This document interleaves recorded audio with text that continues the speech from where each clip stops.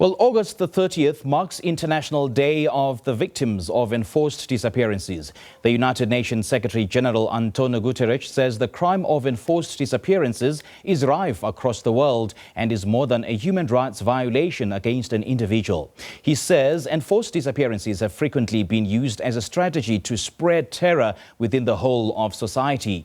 Meanwhile, human rights experts say countries must continue to search for victims of enforced disappearances even during the COVID-19 pandemic.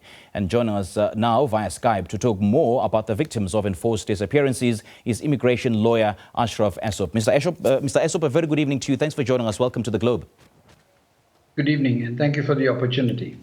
First of all, let's discuss in greater detail the meaning of, the meaning of enforced disappearances in the context of an ongoing crackdown on dissidents and freedom of speech in a particular country. What does it entail?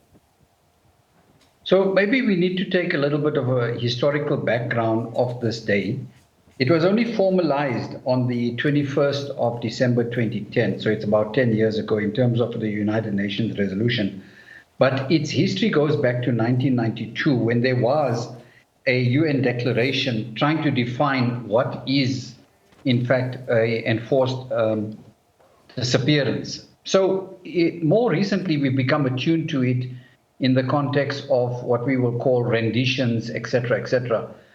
Under the apartheid system, you would recall that you could disappear, and agents of the state or paramilitary forces or individuals, like for example in certain countries, gangs, have been given the task of ensuring your disappearance. A number of victims it's not only the victim of the disappearance that's affected by the disappearance. The effect, as you pointed out in your introduction, is to cause fear and terror amongst the population. So a number of other actors are also involved, such as it could be your immediate family, and then it could be people like lawyers, it could be human rights activists. And now we're seeing the rise of this certainly all over the world. It could be anywhere. You can pick a country and you'd find that such a thing exists. Now, clearly, the effect of something like this is that it deprives you of direct access to the courts. No one knows where you are. No one knows what to do about this. So if you can't locate the victim, you can't really do much about it. But in terms of our jurisprudence, it's very interesting that you could bring a thing called the habeas corpus, where you say, I want to see the body in court. I mean, not the dead body. You want to see the person in court. And if you have a suspicion and you have some kind of evidence, well, you can certainly launch such an application and say, X, Y, and Z, produce this person by this day, or on the return day, you have to give an explanation why the person could not be located. So that's the measure of protection against enforced disappearance. And obviously, it's done with the intention of creating terror, affecting or silencing your opposition, or making sure that the issues never, ever, let's say, come to light. Let's take another context apart from the political context. Let's say there's an environmental dispute. Huge oil and gas reserves have been discovered, and the indigenous population always are the last to be consulted, and they might be moved off the land or whatever. And a few activists might take to say, look, we're going to protect our people. And sometimes not at the behest of the government, but at the behest of very large corporations that have private armies, as you can imagine, would be entrusted to make sure that you disappear. So obviously a horrendous set of events. And I think that's why the United Nations has said what it says. But we must understand the context of what Antonio Guterres has said, and I'm going to quote him. He says, you see, these things happen, but the impunity compounds the suffering and the anguish. And under international human rights law, families and societies have a right to know the truth of what happens. He's calling upon member states to fulfill this obligation. Now, again, this is an obligation amongst many, many other United Nations obligations, UN High Commissioner for Refugees, or children's rights, or environmental protection, etc., etc. So it appears to be that the enforceability of the United Nations Declaration is a problem. So you could probably only look to domestic relief. In this instance, in South Africa, we have an active independent judiciary, which is very, very rare, I would suggest, in the world today. Fearlessly applying the law, even against the interest of the state, and in that way protecting the population. I mean, can you imagine the impact this would have if you're a breadwinner and you are illegally rendered or disappeared? That has an impact on your family. They won't know where and who to turn to for support. And the little children are the additional victims of this terror. So the terror, obviously, or the effect of enforced separation is to spread terror, and it definitely has that effect. Yeah. Let's take a rather solutionist approach in this matter, Mr. Essop, in terms of the legal redress, as it were. So would police refusal to file cases and threats to drop some cases be construed as a violation of human rights or the obstruction of justice, or should they be viewed on a case-by-case basis?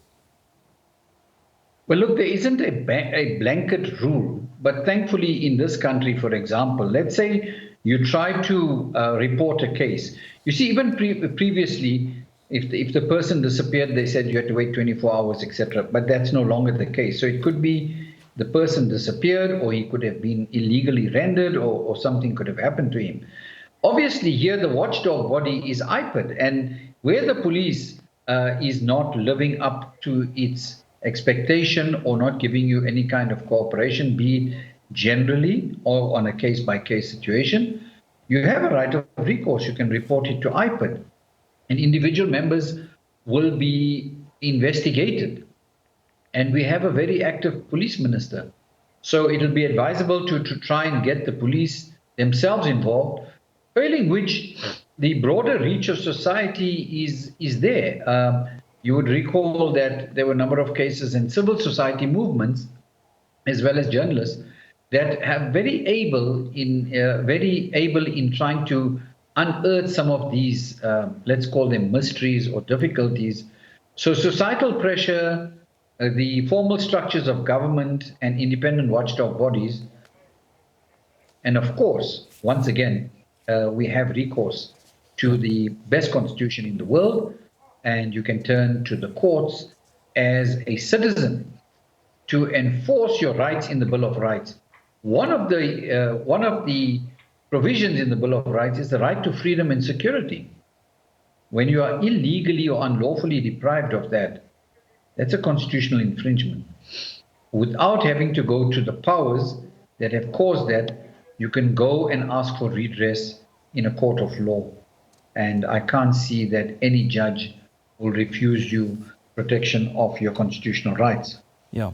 And quite alarmingly, Mr. Essop, is that the Human Rights Watch says that law enforcement enjoys a culture of impunity perpetuated by the ruling party's refusal to acknowledge the occurrence of enforced disappearances. As we're having this discussion, the case of Jamal Khashoggi comes to mind, the case of the alleged abductions in Zimbabwe of those activists who are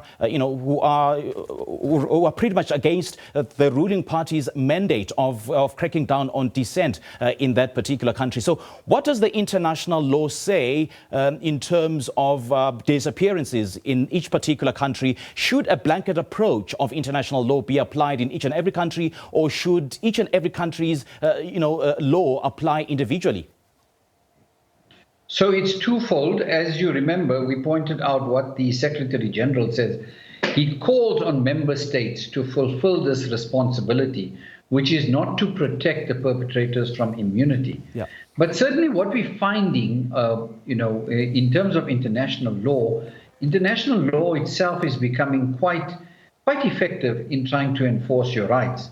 Certain states, and my understanding of it is, even if you're not a signatory to the Rome Convention and you're not a signatory to the ICC, you could certainly turn to those bodies and say, listen, we are asking for your assistance, and could you deploy a special rapporteur or an investigating arm, or can you assist us in any way?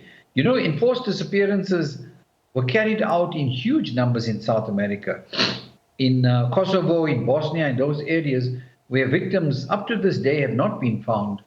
But it's as old as history itself. You recall from biblical times, Moses himself had to be protected from Pharaoh's forces who wanted to kill all the male children born in the land. That alone tells you that, enforced disappearance is something that has been practiced with impunity. So as victims, what can you do? Turn to the judiciary. I understand that even if it's Zimbabwe or anywhere else, they have an independent judiciary. The judiciary has a backbone. I believe in the rule of law, and I believe that judges themselves are able to carry out the dictates of their office and oath. All right, Mr. Essop, we have to leave it there. Thank you so much for your thoughts and for your reflections on this matter. We appreciate your time. My pleasure. Thank you. Have a good evening. Well, that was immigration lawyer Ashraf Essop joining us live via Skype to talk to us about the enforced disappearances, as today marks the International Day for Enforced Disappearances.